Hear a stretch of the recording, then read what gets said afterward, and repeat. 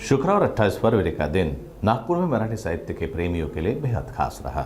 मराठी साहित्य मंडल नागपुर संभाग द्वारा आयोजित अखिल भारतीय मराठी साहित्य सम्मेलन में कई सुप्रसिद्ध साहित्यकारों ने शिरकत की, जिनके विचार मराठी साहित्य, भाषा और संस्कृति को प्रोत्साहित करने के लिए एक अहम कदम है। मराठी साहित्य मंडल नागपुर संभाग द्वारा नागपुर के नंदनवन स्थित जवाहर विद्यार्थी गृह में 11वें अखिल भारतीय मराठी साहित्य सम्मेलन का आयोजन शुक्रवार 28 फरवरी को किया गया। इस साहित्यिक उत्सव के परिसर का नाम कवि सुरेश भट्ट के नाम पर रखा गया।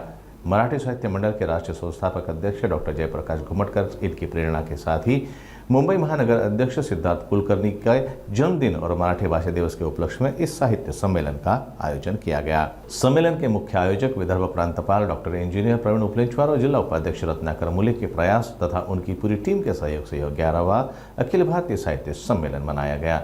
सम्मेलन की शुरुआत सुबह 8 बजे खाटूश्याम मंदिर से ग्रंथ दिंडी से की गई। इस दिंडी में प्रसिद्ध साहित्यकारों के साथ बड़ी संख्या में छात्रगण शामिल हुए। ग्रंथ दिंडी के बाद सभी अतिथियों द्वारा दीप प्रज्वलन के साथ सम्मेलन का शुभारंभ किया गया। कार्यक्रम का सूत्र संचालन जिला उपाध्यक्ष रत्नाकर मुलिक इन्होंने किया। उपस्थित सभी प्रमुख अतिथियों का स्वागत पुस्तक और तुलसी के पौधे भेंट देकर किया गया। कार्यक्रम की शुरुआत में डॉक्टर मनीष उपाध्याय द्वारा निर्देशित गीत को रसिका बावड़ेकर ने अपने मधुर स्वर में पिरोकर दर्शकों का दिल जीत लिया। कार्यक्रम को सफल बनाने हेतु मराठी साहित्य मंडल नागपुर के समस्त पदाधिकारी, जिलाध्यक्षा नीता चिकारे, विगत सम्मेलन अध्यक्ष डॉक्टर रेखा जगनाळे मोतेवार, रमणीक लेंगुरे, मनीष उपाध्याय, राजू वाघ, डॉक्टर ज्योति नागपूरकर और डॉक्टर नागपूरकर और अन्य इन्होंने अथक प्रयास किए। मित्रांनो, अतिशय जोरात साहित्य संमेलनाची सुरुवात झाली ग्रंथदिंडीने आणि आता साहित्याची मांदियाळी इथे सुरू आहे। उद्घाटकांची भाषणं झाली आणि आता काव्य रचना आणि काव्य गायन हा इव्हेंट सुरू होणार आहे। मित्रांनो, अभूतपूर्व असा प्रतिसाद आम्हाला या अखिल भारतीय मराठी साहित्य संमेलनाकरता साहित्यिकांकडून, कवींकडून आणि रसिक श्रोत्यांकडून मिळालेला आहे। हे अखिल भारतीय मराठी साहित्य संमेलन जे आहे, मराठी भाषेला राजभाषेचा दर्जा तर मिळाला, पण राजभाषा म्हणून ती जनसामान्यांमध्ये रुजली पाहिजे, हा सर्वात महत्त्वाचा उद्देश या अखिल भारतीय मराठी साहित्य संमेलनाचा आमचा आहे। कारण आज तुम्ही बघतो वाचन संस्कृती नष्ट झाल्यासारखी आहे। सगळेजण मोबाईलमध्ये व्यस्त असतात आणि जसं म्हटलं जाते की वाचाल तर वाचाल, पण कसं होतंय आजच्या यंग जनरेशनला वाचन संस्कृतीचे संस्कारच नाही, त्यांच्या पालकांना सुद्धा नाहीत आणि त्यामुळे मुलांना नाही, पाल्यांना नाही।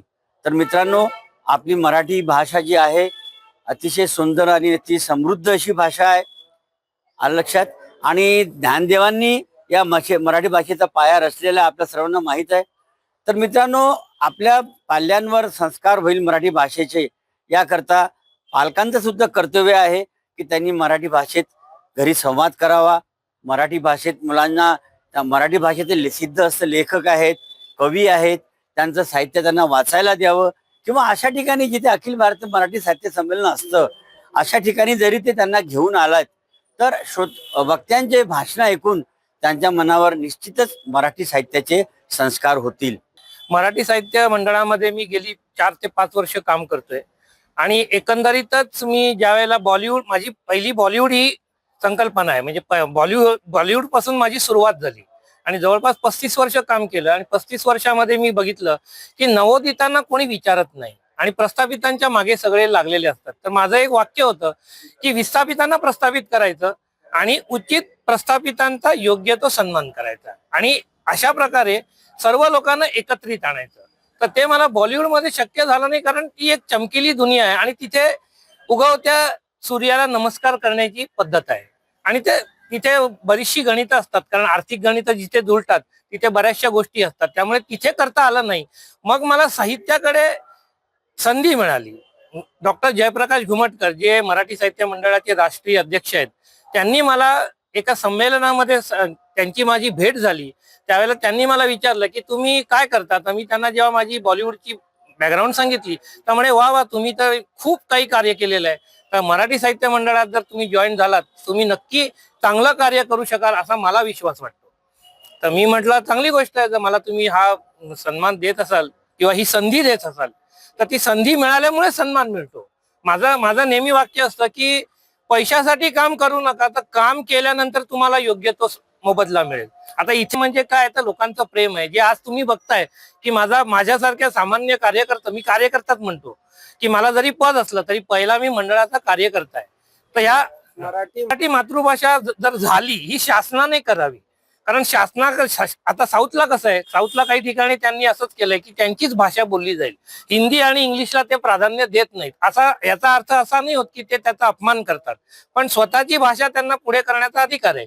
तसाच महाराष्ट्र शासनाने जर का समजा मराठीला जर बोलीभाषा केली, बोलीभाषेपेक्षा आपल्या कार्यात आणली, म्हणजे जिथे कार्यालयीन म्हणतो आपण, तिथे जर सांगितलं की मराठीत काम झालं पाहिजे तिकडे, तर त्या लोकांना आपोआप मराठीकडे वळावं लागेल. आता काय झालंय की इंग्लिश लोक सगळीकडे जे ग्लोबलायझेशन किंवा नॅशनलायझेशन झालंय, त्यामुळे लोकांना तिकडे इंग्लिश कसं बोलता येईल ह्याच्यामध्ये सगळ्यांच्या डोक्यामध्ये आहे. आणि त्यामुळे मराठीकडे जे दुर्लक्ष होत चाललंय ते जर परत मराठीकडे लोकांना आणायचं असेल तर यासाठी शासन दरबारी जर काही कायदे झाले किंवा त्या अनुषंगाने जर काही काम झालं तर नक्कीच मराठीकडे लोक परत येतील. कारण मराठीमध्ये इतकं साहित्य आहे की जे वाचल्यावर लोकांना प्रगल्भ वाटेल आणि त्यांच्यामध्ये विचारात पण प्रगल्भता येईल. लोकांना एवढंच आवाहन करीन की अभिजात भाषेचा दर्जा तर मिळाला, पण अभिजात भाषेचा दर्जा मिळून नुसतं थांबून चालणार नाही.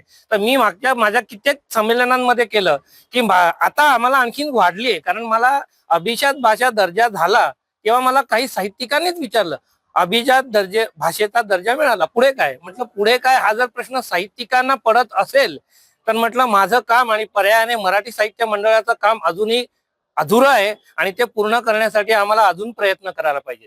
तर त्यामुळे सर्वांनी जर प्रयत्न केले, कारण कुठलीही चळवळ ही राष्ट्रव्यापी होण्यासाठी आधी समाजव्यापी व्हायला पाहिजे, मग ती राज्यव्यापी व्हायला पाहिजे, तेव्हा ती राष्ट्रव्यापी होते आणि मग कदाचित ती देशोदेशी पोचते.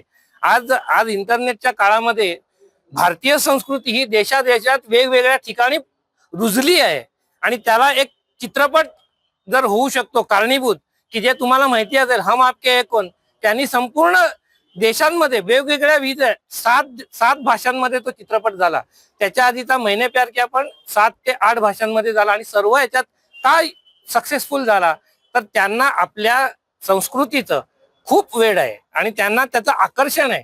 आज आपण इंग्लिशचं जसं करतो तसंच ते आज आपली संस्कृत भाषा शिकतायत, योगा शिकतायत किंवा आणखीन आपले जे धर्मग्रंथ आहेत, रामायण आहे किंवा महाभारत आहे किंवा भागवत आहे, तर ह्याच्यावरती अभ्यास करतायत.